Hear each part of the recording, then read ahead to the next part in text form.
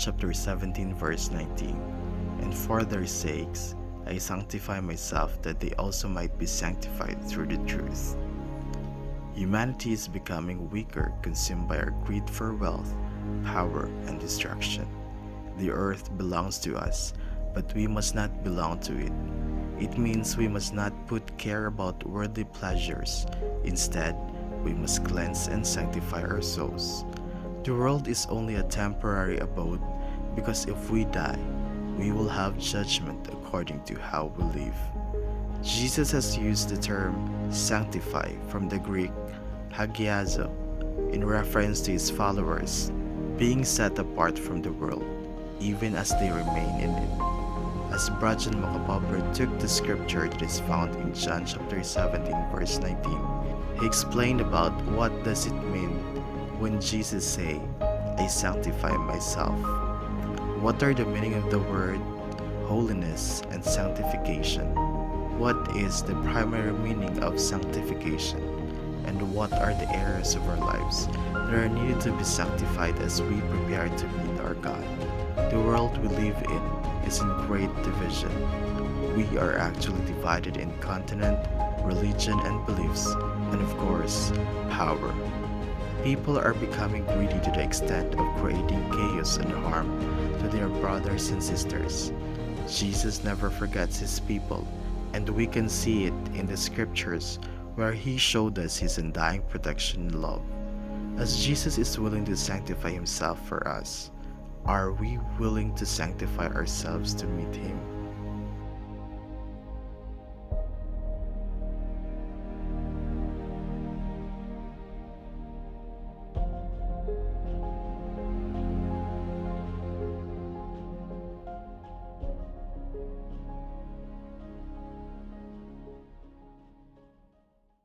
Siling padiri, the holiness tradition.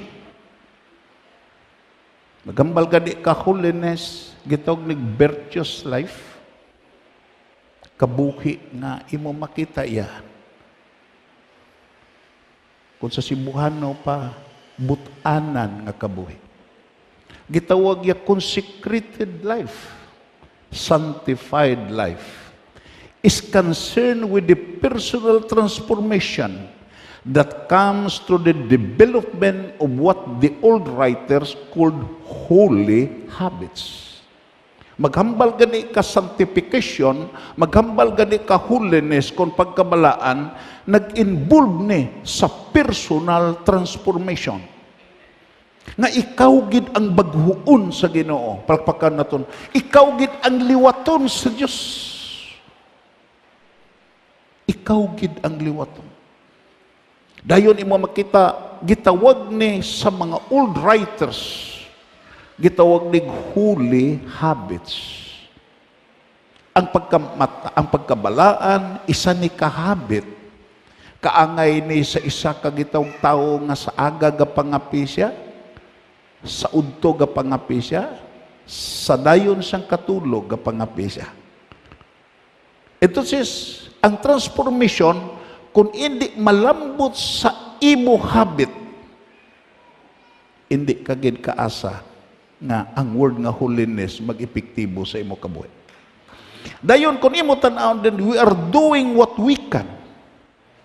Kita tanan sa gitudloan sini, ginahimo nato ng aton mahimo sa pagsunod sa sini nga topic, engaging in the spiritual discipline. Ang holiness siya involved ni sa spiritual discipline. Nga ang consecrated life, ang sanctified life, ang virtuous life, hindi ni mahingin ara sa isa ka tao kung hindi siya makalambot sa personal discipline. Kagdayon imo makita, in order to receive what God the power to do what we cannot. The power to do what we cannot. Ako, ikaw, hindi kakahimo sini. Way ta mahimo sini. Kung hindi naton sugdan sa paghimo paagi sa bulig sa balaan ng espiritu. Palakpakan naton na Ginoo. Kagdan kun imo tan-awon dere. Teresa of Avila. May mga writing ko na kay Saint Teresa of Avila. Thomas Kempis, Gregory of Nyssa, and John Calvin. Ano ni si John Calvin? The lightning power of reformation. Kung imo lang taon ang kay Luther, si Luther was considered as a thunder of reformation. Siya ang daguob sa reformasyon. Pero si Calvin was considered as the lightning bolt of reformation. Nga, kung pabayan lang si Luther sa battle cry nga gitog sola fide, sola gratia, hindi maamo ang reformation. Nag-abot si Calvin nga nag-introduce sa disciplinary Christianity nga kung ang isa ka tao hindi magdisiplina si ako galingon nga pagpangamuyo, pagsimba, walang mangyari nga pagkabalaan sa kabuhi sa isa ka tao. Dayon kung imo tan-awon dere, siling pa niya dere, deal with temptation and the process of overcoming sin. Ang mga pagsulaya naglambot sa sini nga mga tao. Kagdayon, adlaw gabi nagapamalandong sila to overcome sin and transgression and iniquities. Kagdayon, na-come up sila sa isa kag itong perspective of atlete de. It is a Latin word. The athletes of God. Ito sis, kung ikaw gitawag niya, muinggid sa pursuit of holiness, gusto ka nga mangin balaan, gusto ka nga mangin matarong, kinanglan kaangay sa ila, iposisyon mo ang imo kaugalingon, subong isa ka atleta. Subong isa ka atlet, subong isa ka atleta sa Diyos, subong isa ka manughampang sa Diyos who are in training for the rest of life. Ano ba lang isa ka atlet? Aga pa magmata, gadlaga na, ga-exercise na. Ano ba lang isa ka baksidor? Gasumbag na sa iya gitawag ya pansimbag. Pero ina sila ya, nag-training para sa gitawag worldly nga kompetisyon. Pero kita, as the athlete of God, nag-training ta tungod kay, nag-intra ta sa gitawag race of life, nag-intra ta being a pilgrims of life, nag-intra ta because we really believe that you are strangers and pilgrims of this world. Dayon, kung imo tan-awon, may word sila nga gigamit who are in training for the rest of life, self-denial. Hindi bala kung athlete ka, hindi ka magpataka kaon. Hindi ka magsigi inom bino. Hindi ka kini magsigi tabako. That is involved na sa imo training sa self-denial. Amo nang gitog biya negatiba. Dayon imo makita ang ikado, ang vigorous spiritual exercises gitawag nig biya positiba are both part of training program appropriate for the development of mind, a body, mind, and spirit. In the pursuit of holiness, kinanglan dibilupon ang imo lawas, dibilupon ang imo nahuna, dibilupon ang imo espiritu into one direction. Nga diin, ang imo panglantaw, lipayon ang Diyos nga nagpahulam sa imo sing kabuhi. Palakpakan na ito na gini. Dayon kung maglantaw ta, allow me to explain tungod kay imo makitaya. Ini nga gitong topic, a very controversial theological topic. Tungod kay even ang mga systematic theology nga manual nga diin ara sa gamay na kon nga library. Imo makita may gitawag sila may mga contrast, may mga comparison. Pero sa sini nga topic nag-isa sila. Imo makita iya, siling padere, I consecrate myself, sa iba na nga translation, exclusively for the service of God. The word sanctify, amo na niya, the word sanctify does not refer here to personal cleansing. Hindi bala kung ang pagkabalaan niya, ang ara sa tunhon-huna, personal cleansing. Tungkol kay, it is a biblical. Pero imo makita iya, may primary meaning nga una sa tanan mahibal-an mo nga it is not related to cleansing. Ang pagkabalaan niya, although nga gitawag niya may secondary nga meaning sa cleansing, pero let us go back to the primary meaning of the word sanctify. Ang word nga gitawag, the word sanctify does not refer to personal cleansing, for Jesus Christ had no sin. Iba makita sila pa, I sanctify myself. Ginbalaan ko akong kaugalingon. Sa iya kabuhi, hindi ni mo ma-apply ang gitawag cleansing to kay way sa sala. Gitawag siya immaculate conception. Waay sa sala. Pero nagamit siya sa word nga sanctify. Nagamit siya sa word nga pagkabalaan in his personal declaration. Ano mo ipahangop sini? Imo makita iya, wala siya sing sala.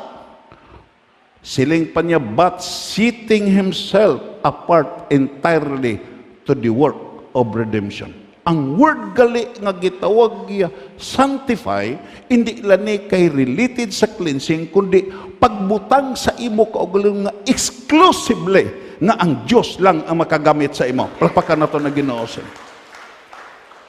Amo na nga kung imo makita iya, even Apostle James, Apostle Peter nagsiling siya, holy wife, balaan nga asawa.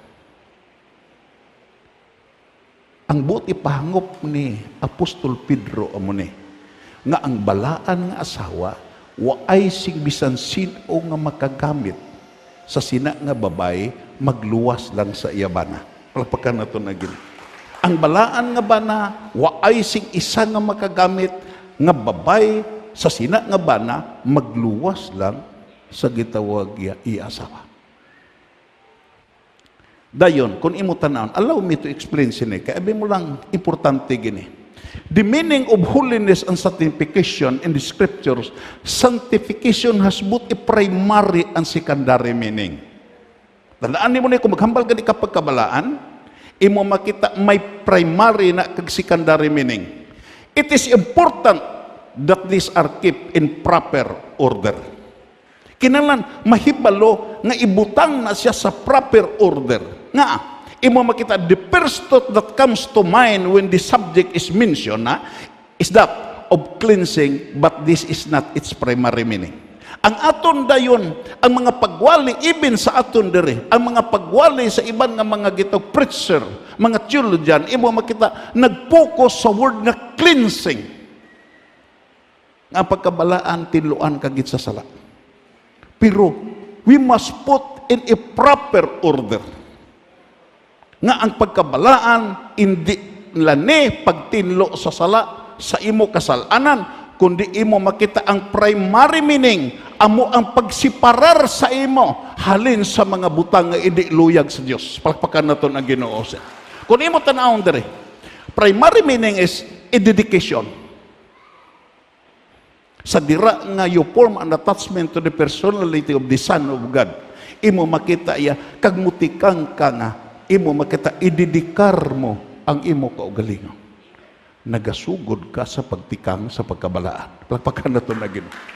Imo makita consecration. Kung sa imo pag-alagad, pagsimba, nagasugod ka nga, ginahalad mo ang imo kaugalingon sa Dios. Nakatikang ka sa gitawag pagkabalaan. Kung nakalambot ka, sitting apart for some specific and holy use, nagasugod ka na sa pagkabala. Like for instance, ini nga adlaw gitawag nga balaan.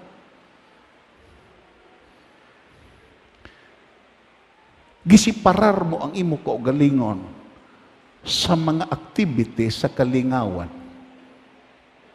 Ginaimbitar ka sa imo kumpare, imo kumare, imo amigo, nga makadto sa beach.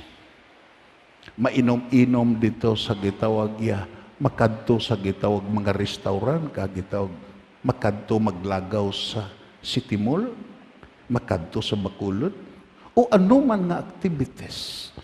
Kagdayon, strongly you will stand by principle nga masiling ka, no! Hindi. Tungod kay ang akon kaugalingon, ang akon lawas, akon hunauna, para na sa Dios. Tungod kay ini nga adlaw, siparado nako sa inyo nga akon mga amigo. And that is the word holiness is all about. Everybody say amen. Kay hindi ka, imo makita kung hindi nimo ni gitawag nga kon. Siparado ka. Ito says, bisan nag-star ka mo sa isa ka lugar. Isa ka lugar. Kagdayon, damo ka mo nga panimalay. Pero sa kaagahon, may mabatian nga tingog nga nagapasalamat sa Dios. May nabatian nga tingog nga nagabasa sa pulong sa Dios. May nabatian nga tingog nga nagasimba sa Dios. Ina nga balay. Ano na kapayag, ano na kaordinaryo. Ang tag-iya sina ginbalaan sa Dios. Everybody say, tungod kay ina nga mga hilikoton, amo na ang palatandaan nga nasiparar ka. Everybody say amen. Amo na ang palatandaan nga nahalad ka. Ang modern Christianity, amo na yung problema. Makadto kita sa example. Ini nga mga butang, ang imo balay, ang imo uma, ang magagalamiton sa templo, ang imo suba nga bata, imo makita iya. Tandaan mo ni, way ni gitawag iya nga, importante ni katama nga mahibalaan mo. Makadto kita sa balay. Leviticus Kapitulo 27:14. Na? And when a man sanctify his house to be holy, unto the Lord, then the priest shall estimate it, whether it be good or bad. As a priest shall estimate it, so shall it stand. Kinahanglan ang imo balay, pagkabalaanon, amo na nga ang word nga sanctify, gihalad, gikonsecrate. Nagpaintindi ang imo balay, nga imo gihalad, nga pagkabalaanon sa Dios, kinahanglan may bili. Nga, ano man na kagitaw kagamay, ano man na kadako, may presyo na nga natukod ang imo balay.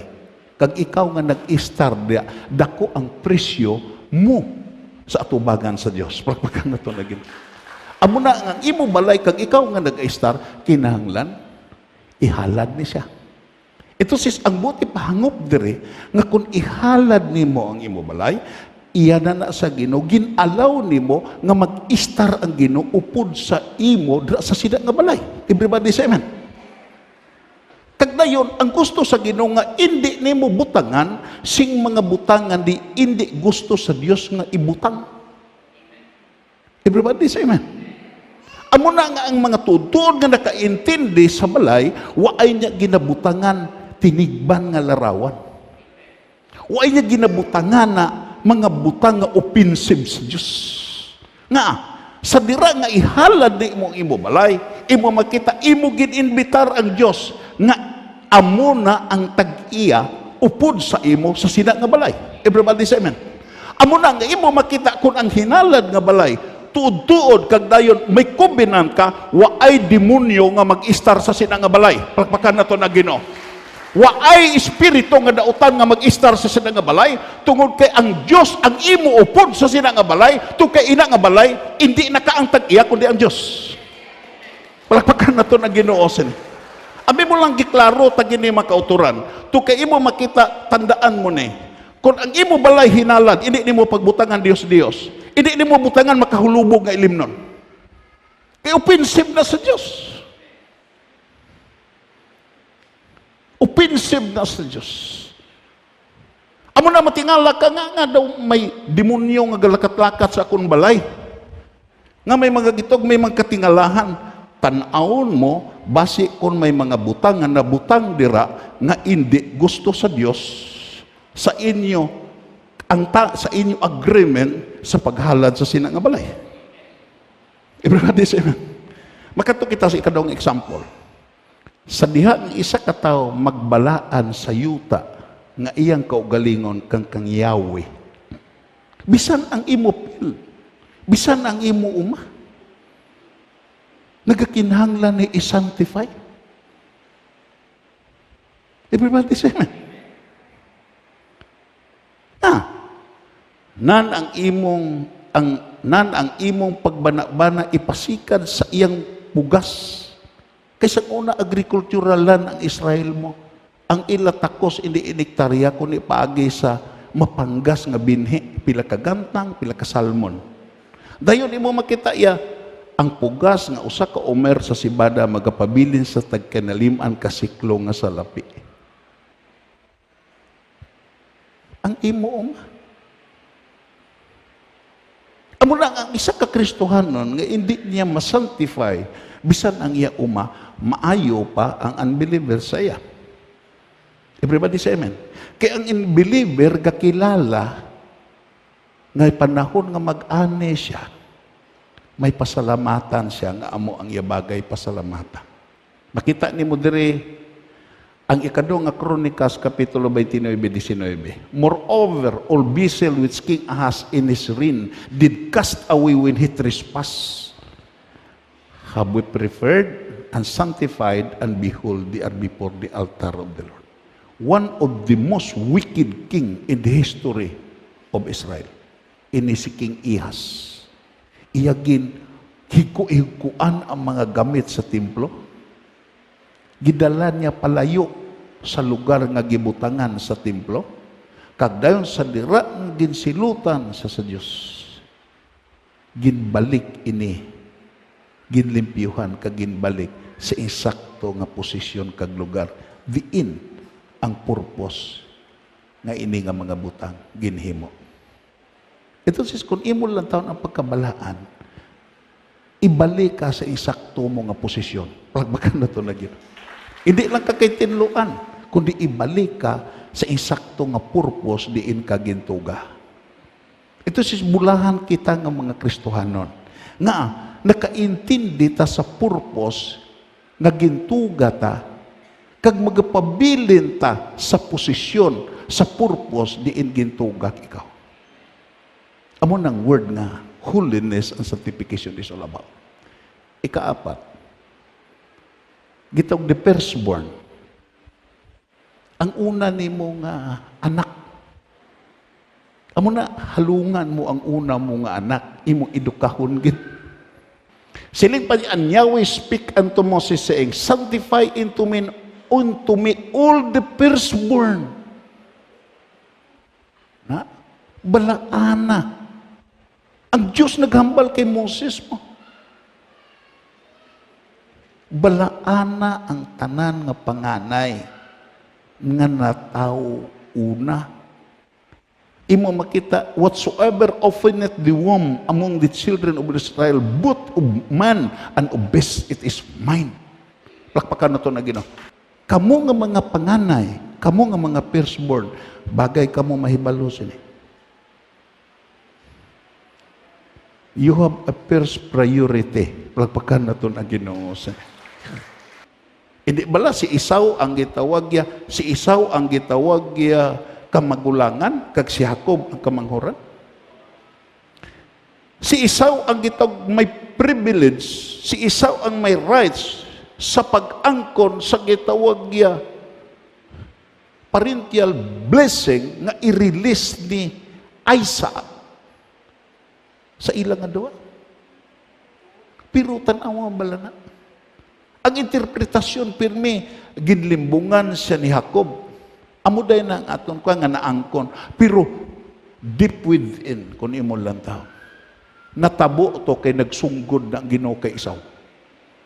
Ano gisungguran sa Ginoo kay Isaw? Sa dira nga din imo makita iya nag-abot siya nga gigutom kag sa iya sa iya gitawag iya pagpangaso kag sa iya gitawag pagpangayam waay sa sigkuha. Kag dayon naabtan niya iya utod nga nagluto.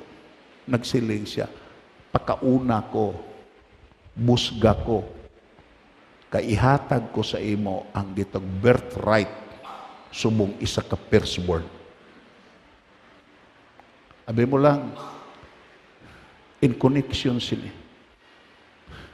Nagsiling ang Ginoo, gintamay mo ang imo pagkakamagulangan. Nagpaintindi kung magulang ka nga bata, ibarter mo sa bisan ano nga butang. Ang birthright mo nga ibindisyon kag pagkadawaton mo sa Dios. Imo makita na. Way ka kinatuhay kay Isaw. Kag ang Hebrano nagsiling, may panahon gid nga gipangita ni Isaw ini nga bendisyon. Pero siling pa ni Apostol Paul, waay na ginhatag liwat sa iya. Bisan gipangita niya ini upod ang mga luha. Nagpaintindi nga we must be careful. Kinalan mahibalota sa pribiliyo nga din ato nakamtan. Sa pribiliyo ninyo, subo nga kamagulangan. Nga din, pagadawaton ninyo ang mga butang. Nga din, inughatag sa Diyos sa inyo kung mahibalo ka mo sa agreement nimo sa Diyos. Palpakan mo ito na Ginoo. Dayon, imo makita, ano ang pinalidad? Kung ining mga butang nga nasiparar para sa Diyos tandugon.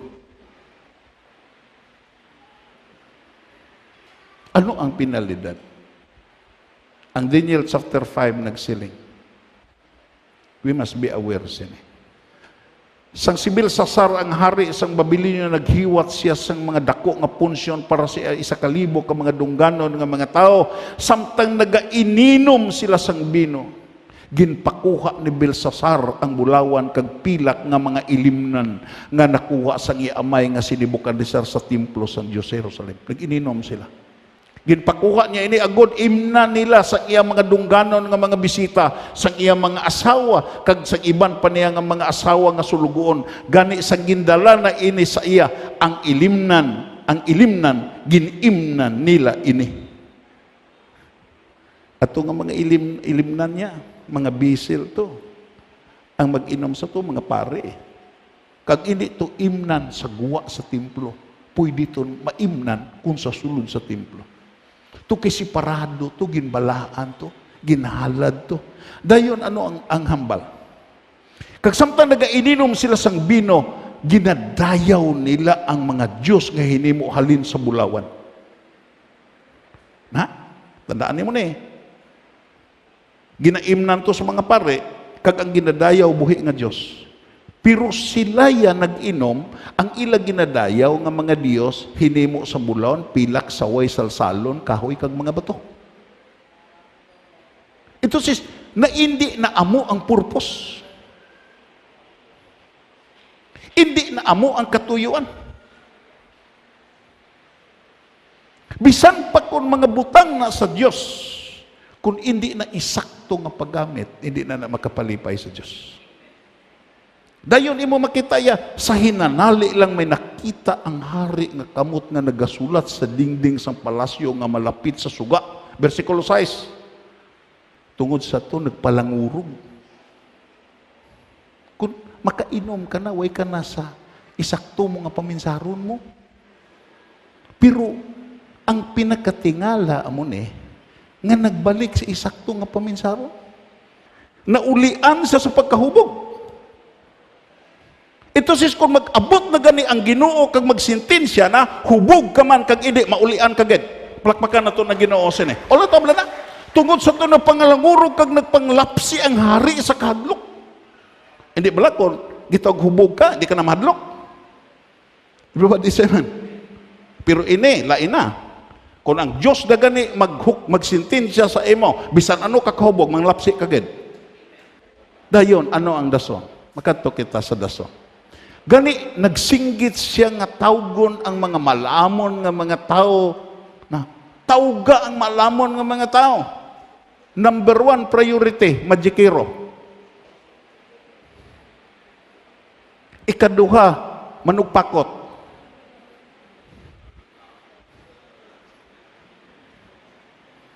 Tingala ko diri ang manugpakot diri sa Cadiz, gingala manugbutbut. Kagdamo nagpati. Lanto oblan nyo, butbut na na. Dayon, manugpakot kang manughimalad. Dala pang manughimalad. Singgit ang hari tungod sa iya hadlok sila siya papalapita ang majikero, manugpakot kang manughimalad. Pag-abot nila, nagsiling siya sa ila. Kung sino makabasa siya nasulat sa dingding, kang makasaysay sa kahulugan sina, pabayuan ko sang harianon nga bayo, pakulintasan sang bulawan kang mangin, ikatatlo siya nga pinakamataas ng opisyal sa akong ginarya. Tiyo mo na ang reward. Grabe. Kay balo kabalas, Babylonian Empire was considered as the golden empire of the ancient world. Dayon, kung padayon nun sa versikulo 8. Pagpalapit sa mga malamon, mga manughimalad, manugpakot, nga nakasulat sa dingding, pero hindi nila mabasa o kung masaysay sa hari ang kahulugan. Hindi. Likom sa ila. Hindi nila masaysay. Way isa sa ila nga makahubad. Dayon, ano ang resulta? Gani hinadlukan na gid si Haring Belsasar. Kag nagdungag pagid ang iya pagpanglapsi, naputi na gid siya pag-ayo. Dayon imo makita, naglibog man ang iya ulo si adungganon nga mga tao. Abi mo lang kung imo lang ton i-contextualize na ton, nang lapsi si Belsasar, ang iya mga nakainuman nga mga 1,000 ka mga pulo pangulo, sige mong kalot sa ulo. Kaya kung sige kalot sa ulo, nalibugan ka mo. Na amo na nga, kung jutay na lang imo buhok para sa akon, di sige kalot. Nagpaintindi nga, bisan ang mga dungganon nga mga tao, nagkalalibog sini. Dayon ano ang hambal? Karon pagkabati isang rayna nga sa ila pagginahod, ang kanami sini nga rayna kay way nag-intra sa inom. Ang pinakasubo sa tanan. Kung ikaw nga bana ang nagtagay, asawa pa. Ang pinakasubo sa tanan, nga ako nakita sa madyungan, ang asawa ang gamadyong, ang bana gamiron. Pero ini nga raynan lain, sa pagkabati sa ila paginaw, nagpalapit sa ila ka nagsiling, kabay pa nga magkabuhi kasing malawig mahal ngari. Hindi ka maghadlok o kung magkabalaka. Dayon versikulo 11. May isa ka tao sa imo ginharian nga ang espiritu. May isa ka tao sa imo ginharian. Ito sis ang majikiro, ang manugpakot, ang manugbabaylan, ang mga gitog manughimalad, waay gid espiritu sa balaan nga Dios. Palakpakan na to na Ginoo. Amo na hindi ka gid magdangop sini nga mga tao. Di ka magdangop sini nga mga tao, kaya ang hambal sa Biblia, waay ang espiritu sa balaan nga Dios. Sa panahon ni Haring Nebukadnesar nga imo amay, nagpakita ini nga tao siya kaalam nga pareho sang kaalam sang mga Dios. Ginhimo siya sa imo amay nga pangulo sang majikiro. At tugal itong mga majikiro, mga babaylan, manugpakot, manughimal, estudyante lang to ni Daniel. Palakpakan na to na Ginoo sini. Kuan lang to. Gitawag mga badi-badi lang to. Iniya amo na ning gitawag pangulo. Ito sis, kung imo gitawag ara ka sa Ginoo kag nga espiritu sa buhi nga Dios, bisan pa pamjikiro, bisan pa manugpakot, manugbabaylan, magpaidalom sa imo. Everybody say amen. Dayon imo makita ya, padayon na ta. Siya si Daniel nga gingalanan sa imo amay. May pinasahi siyang abilidad kakaalam, makahibalo siya pagsaysay sa kahulugan sa mga damgo, magpakot sa mga paktakon kapag sulbad sa mga mabudlay ng mga problema. Gani ipatawag sa kaipasaysa siya kung ano ang kahulugan sa nasulat sa dingding. Versikulo 13. Gani ginpatawag si Daniel ka nag-abot siya, nagsiling ang hari siya. Ikaw gali si Daniel nga isa sa mga bihag nga Hudiyo nga gindala diri sa akon amay halin sa Huda. Then versikulo 14. Nakabati ako nga espiritu sang mga Dios ara sa imo kag may pinasahi nga abilidad kakaalam. Tiyo na, espiritu sang mga Dios. Way sa kay balong ini si Daniel may isa lang ka Dios. Palagpakan na to na Ginoo. Hindi mga Dios. Dayon, padayon, versikulo 15. Ginpatawag ko na ang mga malalamon pati ang mga babaylan agod ipabasa ang ipasaysay sa ilang kahulugan sining nasulat sa dingding pero hindi sila makahibalo. Dayon, versikulo 16. Pero nabatian ko nga kahibalo ka paghatag sa interpretasyon, kakahibalo ka man magsulbad sa mga mabudlay nga problema. Karon kung mabasa mo ining nasulat kag masaysay ang kahulugan siya, pabayuan ko ikaw sing harianon nga bayo kag kulintasan sang bulawan kag himuon ko ikaw nga ikatatlo sa pinakataas nga opisyal sang ginharian. Dayon bersikulo 17, nagsabat siya, sa imo na lang ina nga mga regalo mahal nga hari. Ibutang tabi atong kaugalingon. Makasiling ayan ta. Sa imo na lang na. Kulintas na guna. Everybody say amen. Ikatatlo nagukang nga gamhanan sa bilog nga imperyo sa Babylonia. Makasiling ayan ka, imo na lang na. Nga. May ara kay Daniel nga. Wala na intindihan sa hari. Palpakan na ito na gin. Nakahibalo si Daniel nga ang imo gihatag hindi na imo eh. Everybody say amen. Hindi na imo. Ang tag-iya sina ang Diyos nga akong gialagad. Everybody say amen. Kag dayon siling mahal nga ri o kon siling pa niya o kon ihatag na lang sa iban.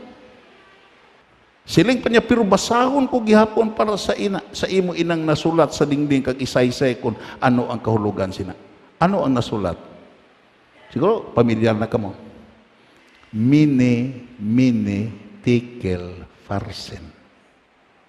Amoni ang nasulat.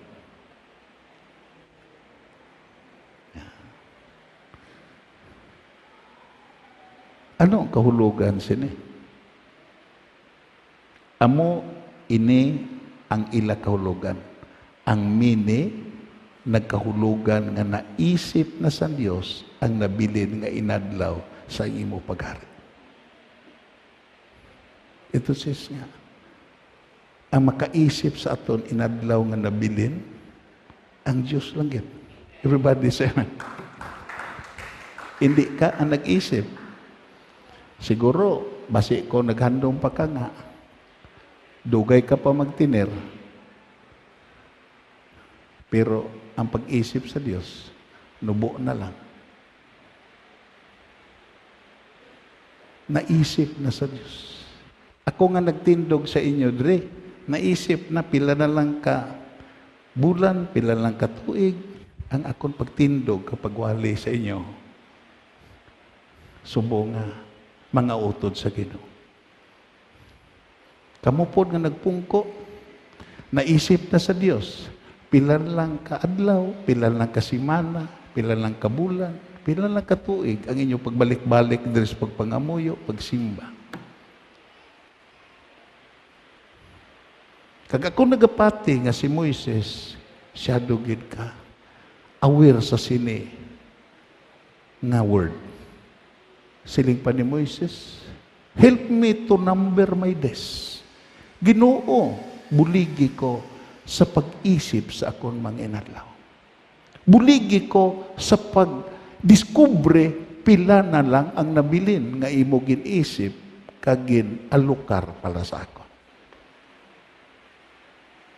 Agod nga magasto ko ang nabilin ko nga mga inadlaw,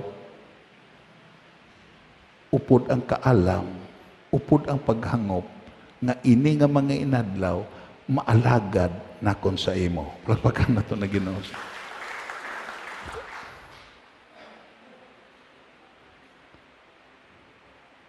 Naisip na ang nabilin nga inadlaw sa imo paghari. Tungod kay tapuson na niya ini. Amo ning ako na amo na nga may preparasyon gid. Sa hindi patapuson, preparahe gid. Nga ini nag-isip magpahibalo ni sa imo pagkatapos. Akon amay gusto pa namon ipa-hospital. I-encourage pa namon ni brother na ko. Kato sa hospital Total, may magasto pa man ta. Siya hindi na. Kuha na lang, usik na lang na. Nga, nagdamgo na ko kagabi. Nga, ako nagpati iyato sa Ginoo. Nagsaka ko sa lubi, sa akong damgo, kag bisan ano na kong singgit, hindi na ko kapanahon. Entonces, kwao na sa Ginoo ang hulam ko nga kabuhi. 3 kaadlaw, napatay siya.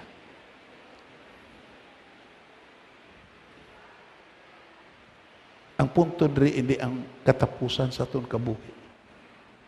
Sa antes patatapuson.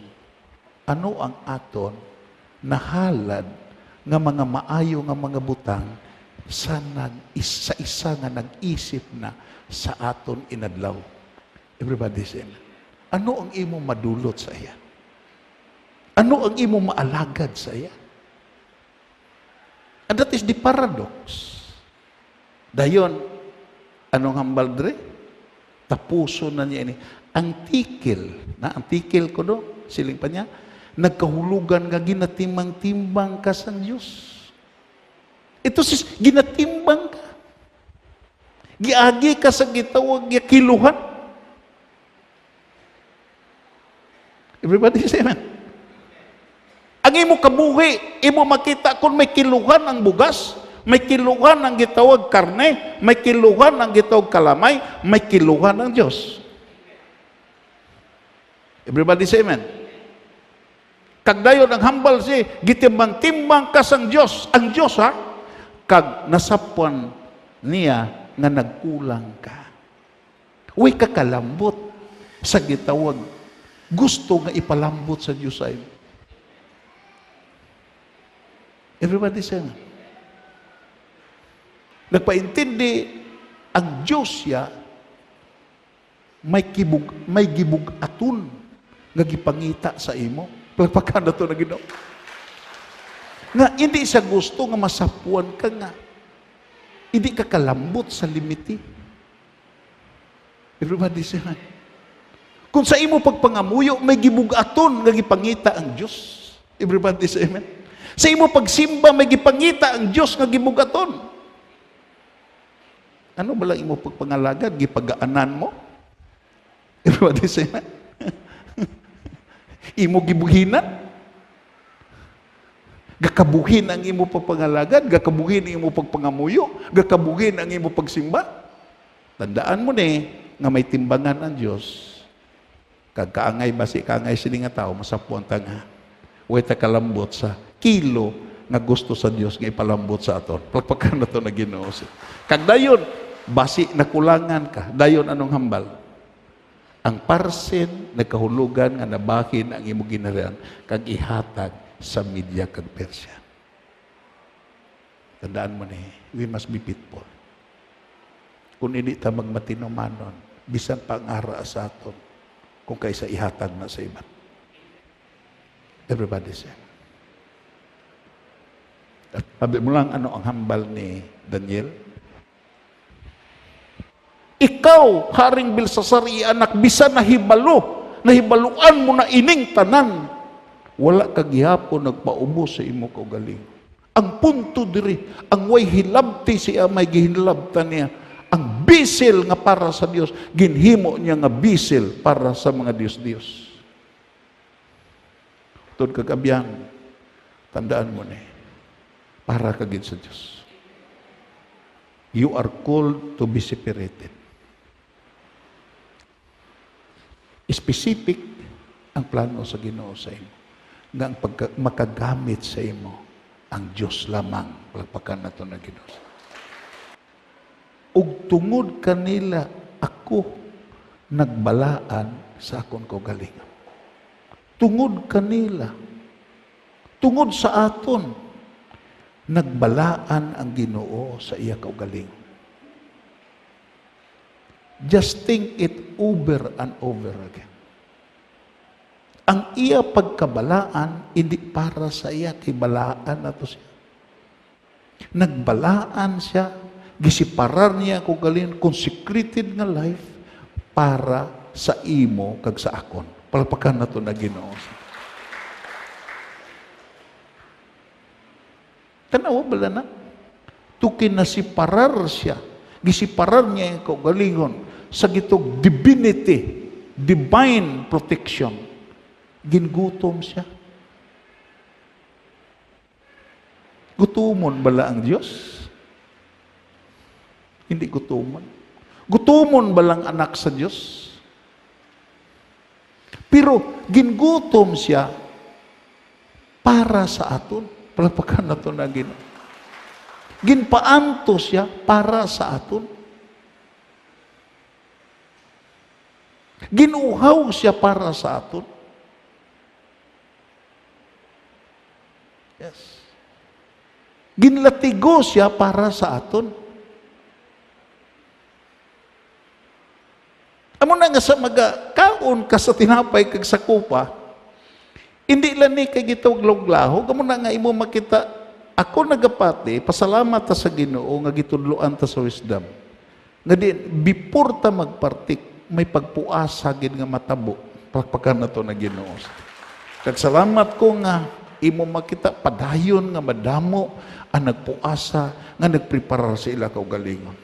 Og tungod kanila ako nagbalaan sa akon kaugalingon aron sila, tanan yung purpose, aron sila sa ilang kaugalingon pagabalaanon usab sa kamatuuran. Palakpakan na to na Ginoo. Tanaw lang word nga kamatuuran dire. Allow that this word will become rhema, will be quickened by the Holy Spirit. Ano ang word nga kamatuuran? Versikulo 17, isiparar sila para mangin imo pinaagi sa kamatuoran ang imo pulong, amo ang kamatuoran. Isiparar sila.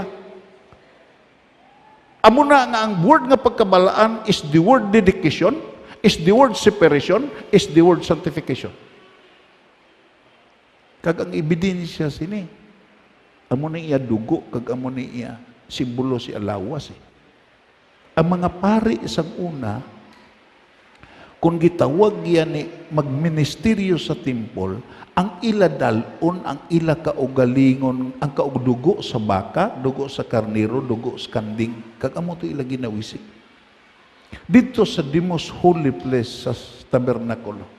Pero si Christ la ini, sa nagsulod siya dito sa pinakabalaan nga tabernakulo sa langit, after nga din, sa iya kamatayon kag sa iya pagkayap, ang iya kaugalingon mismo nga dugo, ang iya gidala. According sa book sa Hebrews, amo na nga ang hambal ni Apostle Paul, the blood of Jesus Christ that speaketh more than the blood of Abel. Na, sa dira nga ginpatay ni Cain, si Abel, nagsiling ang Ginoo, Cain, ang dugo sa imo utod nagsinggitan halin sa duta nga imo sa ginpatay. Sa pero siling pa ni Apostol Paul, ang dugo sa anak sa Dios naginsiparar para sa aton kapatawaran, because there is no aside from the shedding of blood, without shedding of blood, kung way pag-ula sa dugo, ang ako akon sala, ang imo sala, ang sala sa bugos nga kalibutan, hindi gina mapatawad. Palagpakan na to na Ginoo sa. Amo na nga, naula gid. Amo to makasilig ka nga ginhanot gid. Kaya ang dugo wala sa guwa.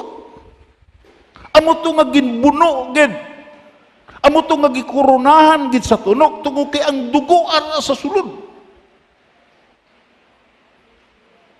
Agud nga ang dugo nga halin sa ilawas, maguwa agud matinluan ikaw ako sa aton mga kalautan. Muna nga ginapatalang-talang ta kung kaisa sa reliyon.